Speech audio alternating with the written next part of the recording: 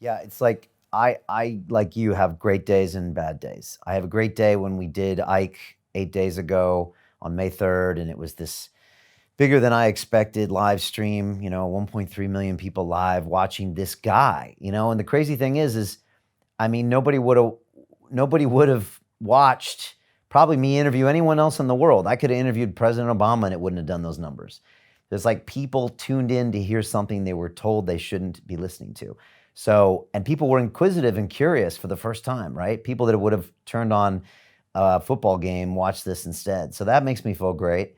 But then the next Yeah, day, every single one of my Ike videos is completely removed from YouTube. So it's like all this stuff is really frustrating for me, for a person that's been putting out content like your interviews here, that I don't know, maybe that stuff won't be there next week. And it's frustrating because most people won't search any further than YouTube.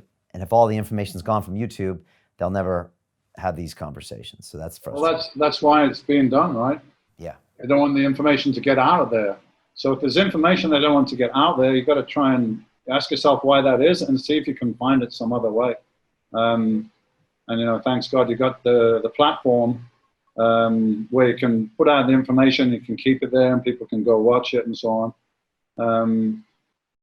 You got to keep pushing, man. Got to keep fighting, and hoping more and more people are going to get aware, because it's just a tipping point, a matter of enough people becoming aware and saying, "Hey, this is not what I want. This is not the future I want." And not to say the world was perfect as it was. So there's always a good and a bad side to everything. Maybe we need this whole reset to think about a lot of stuff, and even we have to face ourselves more in this situation, because we're here, we're sitting with ourselves, right? Now we're not running around and doing work and then socializing and then drinking and doing this and that, which a lot of us do as a kind of distraction. Well, now we're going to sit with ourselves and face ourselves. And I'm a believer in the world is anyway a reflection of us, of our collective selves. Um, so maybe there's things that we can work on ourselves and improve in ourselves, and the reflection we'll get will be better as well then. Yeah, I think that's a really good point, Dorian. Um, Again, like David has a lot of fascinating theories. I don't always agree with all of them, but every year more and more of them come true. Uh, but Here's the thing, Brian. I mean, theories, conspiracy theories.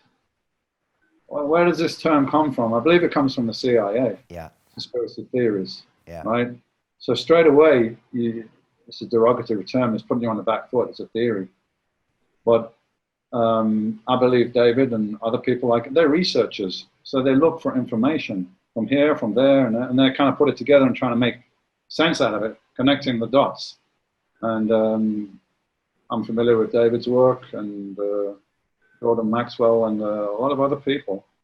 But often these are whistleblowers or statements that have been made. So people talk out, but they can't talk out directly, so they'll tell somebody else.